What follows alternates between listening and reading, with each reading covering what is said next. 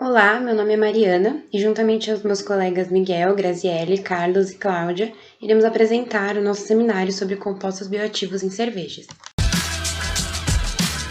Fazer cerveja é um negócio mega bacana, que começou há 10 mil anos atrás e desde lá as pessoas vêm cada vez mais tentando fazer cervejas mais e mais especiais. Onde a gente começa fazendo uma seleção dos ingredientes, há exemplos, maltes mais intensos, menos intensos, mais torrados, cereais, o tipo de lúpulo que eu uso, e aí sim quebrar esses nutrientes para torná-los disponíveis para o fermento. Terminada a fermentação, a gente vai para a próxima etapa que a gente chama de maturação, que é o arredondamento do aroma e do sabor. Feito isso, a gente filtra para deixar a cerveja clara, límpida, transparente, brilhante. E aí sim vai para a nossa penúltima etapa, que é a degustação. Aprovada, ela vai seguir então para frente, para ou ser envasada em lata, garrafas ou em barris. A grande beleza por trás disso está na criatividade das pessoas, dos cervejeiros, que fazem justamente a combinação dos diferentes ingredientes, das proporções que você coloca isso na sua receita, a forma de processá-las, é que torna cada cerveja única. A cerveja contém diversos compostos químicos e microelementos diferentes em sua composição, os quais podem ser procedentes das matérias-primas ou obtidos durante o processamento, principalmente durante a fermentação. As características e propriedades da cerveja são influenciadas por essas matérias-primas e ingredientes utilizados em sua produção, e dentre os compostos bioativos encontrados na cerveja, os principais e de maior destaque são os compostos fenólicos. Os compostos fenólicos, além de estarem diretamente relacionados ao desenvolvimento das diferentes características sensoriais de cada cerveja, como o aroma, a cor e o sabor, também desempenham um papel importante na estabilidade coloidal final do produto, turbidez, através da interação com as proteínas do meio, na astringência e, é claro, através de sua atividade antioxidante, o que contribui com características do ponto de vista tecnológico e nutricional, ou seja, protegem o produto de reações oxidativas indesejáveis e, com o consumo adequado, estão associados à prevenção e redução de doenças crônicas e inflamatórias em seres humanos. Nas cervejas, esses compostos fenólicos são obtidos principalmente da cevada e do lúpulo, na proporção de 70% para 30% aproximadamente, e são encontrados na forma de ácidos fenólicos, flavonoides, lignanas, taninos, antocianidinas, entre outros. E o que se tem apostado muito aqui no Brasil é na elaboração de novas formulações de cerveja com a adição de ingredientes regionais, com a capacidade de potencializar essa característica bioativa da cerveja. Olá, pessoal, tudo bem com vocês? Eu sou Carlos Colombo e eu vou dar continuidade ao nosso trabalho com a produção de cerveja com adição de pitaia e gengibre, que foi o trabalho de conclusão de curso de uma egressa do curso de CTA da UFSC. A Catarina Sour é um estilo de cerveja desenvolvido em Santa Catarina e caracterizado pela adição de frutas e alta acidez. Os compostos fenólicos, eles estão presentes em vários estilos de cerveja e a origem deles pode ser associada com as matérias-primas ou eles também podem ser produzidos no processo de elaboração. E aqui é importante destacar que os principais compostos fenólicos presentes aí na cerveja são os ácidos fenólicos e os flavonoides, e que eles contribuem na qualidade fisicoquímica e desempenham um papel fundamental nas propriedades organolépticas dessa bebida. As cervejas do estilo Catarina Sour, elas podem ser uma interessante fonte de compostos fenólicos, uma vez que a adição de frutas pode aumentar o teor desses compostos, com consequente aumento da atividade antioxidante. A pitaia é uma fruta tropical com características nutricionais e funcionais interessantes, e ela apresenta polissacarídeos e compostos fenólicos, além das beta-cianinas, beta-lainas, beta-xantinas e pigmentos avermelhados que pertencem ao grupo dos bioflavonoides e apresentam propriedades antioxidantes. Com relação ao gengibre, ele apresenta compostos terpenoides, e aí a gente pode citar o gingerol, o zingibereno e o curcumeno, além de aldeídos monoterpenos e álcoois. Ele também apresenta propriedades antioxidantes e ele confere aumento da vida útil dos produtos alimentícios onde ele é adicionado. Então, o objetivo desse trabalho foi elaborar uma cerveja estilo Catarina Sour, à base de pitaia e gengibre, e avaliar a capacidade antioxidante na bebida em função do pH e teor de fruta adicionado. Como vocês podem ver na figura, foram elaboradas 4 cervejas com adição de 5 e 10% de polpa de pitaia e gengibre e em 2 pHs divergentes, 3,4 e 3,9, e a cerveja controle sem a adição da polpa de pitaia e gengibre. E elas foram avaliadas, então, quanto ao teor de compostos fenólicos, pH, atenuação aparente, álcool teórico e densidade. Todas as cervejas com adição de polpa de pitaia e gengibre, elas obtiveram maior teor de compostos fenólicos totais e maiores percentuais de atividade antioxidante pelos métodos, né, BPPH e FRAP, do que a cerveja controle.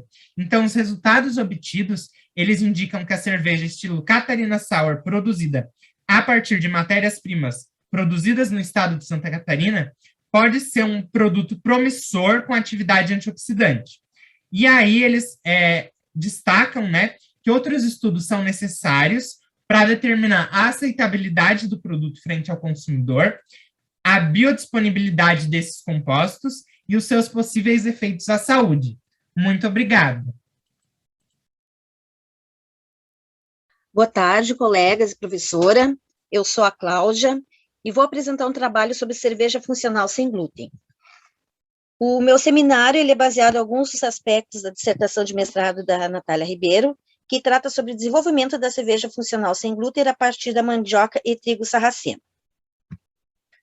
Um dos objetivos do trabalho da Natália, então, foi desenvolver um produto para pessoas que têm doença celíaca, que é uma doença autoimune induzida pela ingestão de glúten. Como alternativa, ela utilizou, então, mandioca e trigo sarraceno. A cultivar utilizada foi a mandioca 576-70, que é uma mandioca rica em beta-caroteno. O trigo sarraceno é uma importante fonte de aminoácidos essenciais, flavonoides e ácidos fenólicos. Para tanto, ela utilizou um teste amostral, onde foram desenvolvidas 2 tipos de cerveja, uma que ela denominou de cerveja BC, feita então com a mandioca 576-70 e o trigo sarraceno, e outra cerveja, a cerveja AR, onde ela utilizou os mesmos ingredientes, no entanto, foi adicionado farinha de mandioca. Dentro dos compostos bioativos, então, foram encontrados carotenoides, sendo que a luteína e a zeaxantina mostraram ser os carotenoides mais estáveis, apresentando maiores concentrações, então, de carotenoides em relação à cerveja padrão, e o beta-caroteno não resistiu ao processo cervejeiro completo. Em 330 ml, então, de cerveja, que corresponde a uma long neck, a cerveja BC e a R contribuíram com 20% de luteína e 30% de zeaxantina. Os carotenoides têm importante prevenção da degeneração macular, tais como a catarata. A garrafa ao lado é uma imagem meramente ilustrativa. Em relação, então, ao ácido ascórbico, foram encontrados, então, concentrações equivalentes em relação à cerveja padrão, e o consumo de 330 ml da cerveja BC ou AR confere 36 miligramas de ácido ascórbico. A Organização Mundial da Saúde sugere 45 miligramas ao dia. Essa quantidade contribui com boa parte do consumo diário necessário para uma metabolização eficiente e considerável benefício funcional. Em relação aos fenólicos, embora, né, então, tivesse índices levemente mais altos que a cerveja padrão, a concentração de fenólicos totais são comparáveis aos sucos de fruta e vinho branco. Em 330 ml da cerveja BC e AR, há, então, uma contribuição de 12% do total diário recomendados de fenólicos. Em relação aos flavonoides, também com leves índices um pouquinho mais altos que a cerveja padrão, a contribuição foi modesta. Eu gostaria de concluir dizendo que a luteína e a zeaxantina foram os carotenoides que apresentaram maior concentração em relação à cerveja padrão, e a quantidade de ácido ascórbico em 330 ml de cerveja está próxima à sugerida pela Organização Mundial da Saúde, e a quantidade de fenólicos são comparáveis a sucos de fruta e vinho branco. Então, o que eu tinha para falar era isso, e no final do seminário estou aberta a perguntas. Obrigada. A seguir, irei falar da produção de cerveja enriquecida com extrato de casca de berinjela. As cascas de berinjela representam uma importante fonte de compostos bioativos como antocianinas, flavonoides e outros compostos fenólicos. Porém, a composição e as propriedades do extrato da casca de berinjela dependem de vários fatores, como o genótipo da planta, condições climáticas e estágio de maturação na colheita, além dos métodos de extração dos compostos bioativos. A extração dos compostos bioativos foi realizada de acordo com o fluxograma ao lado, onde uma quantidade de 1 grama de pó da casca de berinjela foi misturada com 20 ml de etanol 70%, a mistura foi tratada em banho-maria ultrassônico, as amostras então foram centrifugadas e 3 etapas sucessivas de extração foram realizadas. As etapas de processamento da cerveja podem produzir alterações dos compostos bioativos. Neste estudo, a cerveja foi enriquecida com o extrato após o término da fase de maturação, buscando evitar essas alterações. Para a produção da cerveja foi utilizada malte tipo Pilsen, realizada em escala piloto, cerca de 250 litros. A fermentação levou 7 dias a 12 graus e a maturação 14 dias a 0 graus. Houve a adição de 3 concentrações de extrato mais uma amostra controle sem adição. As amostras foram armazenadas a 5 graus e monitoradas por 21 dias. Os parâmetros avaliados foram o conteúdo total de antocianinas, flavonoides e fenólicos, além da atividade antioxidante e parâmetros físico-químicos. Os parâmetros físico-químicos avaliados foram o teor de álcool, extrato, CO2 e pH. Independentemente da concentração, o extrato não alterou esses parâmetros. Para a coloração, a amostra controle apresentou os maiores valores de tons claros. Para as amostras com extrato acima de 5 mg, só foi registrado no final do período de armazenamento um aumento significativo nos valores de tons claros. Como esperado, a adição de extrato à cerveja resultou em um maior aumento significativo dos valores de tom vermelho e roxo. Esse aumento é uma consequência das maiores quantidades de antocianinas encontradas no extrato adicionado. Os valores, no entanto, diminuíram durante o armazenamento, provavelmente como consequência da baixa estabilidade das antocianinas. O conteúdo de antocianinas teve uma diminuição significativa ao longo de todo o período testado para todas as amostras de cervejas enriquecidas com extrato. Isso pode ser explicado pelo fato de elas serem relativamente instáveis e suscetíveis à degradação pela ação de diversos fatores, como temperatura de armazenamento, pH, oxigênio e acesso à luz, portanto sua concentração diminuiu até o final do armazenamento. As amostras de cerveja tiveram seus valores de flavonoides e fenólicos estáveis durante todo o período de armazenamento. A adição de extrato resultou em aumento linear desses compostos. Os valores das amostras de cervejas enriquecidas com extrato foram superiores aos das amostras controle. Embora a atividade antioxidante das amostras de cervejas enriquecidas com extrato tenha diminuído ao longo de 21 dias, ao final do período de armazenamento testado, a atividade de todas foi maior que a amostra controle. A adição de extrato à cerveja resultou em aumento do conteúdo fenólico, flavonoides e importantes quantidades de antocianinas, explicando a coloração avermelhada da amostra. A quantidade de antocianinas diminuiu ao longo de 21 dias de armazenamento, enquanto os flavonoides apresentaram boa estabilidade. Eu vou apresentar um artigo recente elaborado a partir do desenvolvimento de uma cerveja suplementada com brócolis, o qual exibiu altas concentrações do isoticianato bioativo como sulforafano. A maioria dos vegetais da família Brassica tem como característica de fitoquímica compostos contendo enxofre, conhecidos como glucosinolatos.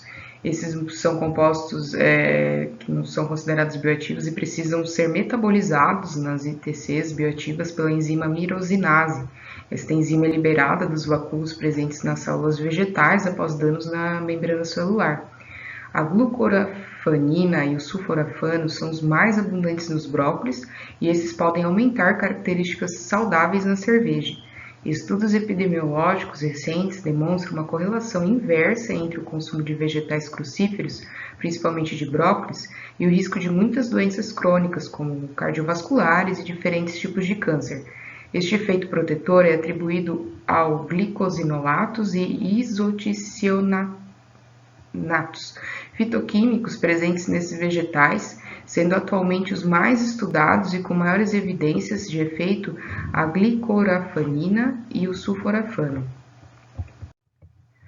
Dos materiais e métodos, então, foram elaborados a cerveja, com a suplementação do brócolis. Após a produção da cerveja, foram avaliados os parâmetros físico-químicos. Foi feita, então, primeiramente uma extração e análise de HPLC da cabeça de brócolis. Depois foi feita uma análise UHPLC do sulforafano presente na cerveja. E depois foi feita também a análise sensorial e uma análise estatística. E de acordo com os resultados, a cerveja de brócolis pode ser uma alternativa para o desenvolvimento nutricional de cervejas, pois suas propriedades organolépticas poderiam ser bem aceitas e atraentes para os consumidores. Este trabalho mostrou a conversão do GRA, o isoticianato funcional, a sulforafano, em um suplemento de brócolis, como a cerveja, bem como o comportamento do sulforafano durante diferentes etapas da elaboração da cerveja, conforme o gráfico 2. A avaliação da estabilidade do sulforafano durante o armazenamento, a cerveja permitiu uma estabilidade de um conteúdo valioso de sulforafano durante 150 dias após o envase. Estes resultados envolvem uma nova aplicação de material de brócolis direcionada para alcançar novos produtos que constituem uma valiosa fonte alimentar de compostos bioativos. Em relação a isso, outros materiais vegetais também poderiam ser explorados para novas alternativas de cervejas com diferentes nutrientes e propriedades bioativas, a fim de atender à demanda dos agroalimentos de mesa. Então essas foram as nossas referências e muito obrigada pela sua atenção.